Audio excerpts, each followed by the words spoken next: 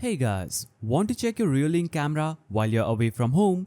Remote viewing makes it easy to monitor your property anytime. In this video, I will show you how to set up remote access for your Reolink camera step by step. So, step 1 is connecting the camera to the internet.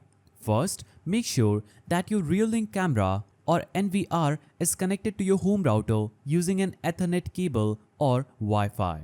A stable internet connection is essential for reliable remote viewing without lag. Step 2 is installing the Reolink application. So download and open the Reolink application on your phone, then sign up for an account or log in if you already have one.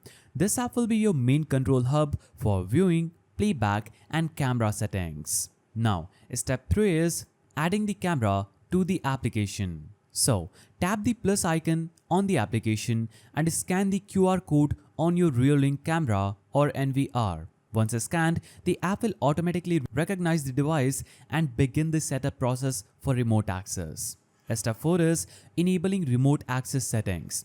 So make sure that your remote access is enabled in the camera or the NVR settings.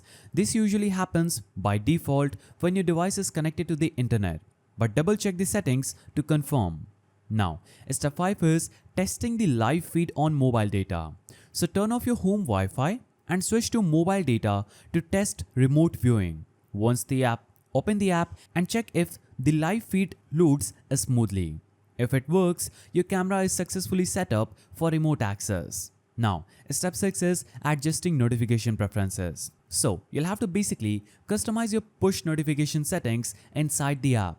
You can set up instant alerts for motion detection or customize how often you want to receive updates while viewing remotely. Step 7 is troubleshooting connection issues. So, if you cannot connect remotely, check your phone's network, app version or try rebooting the camera.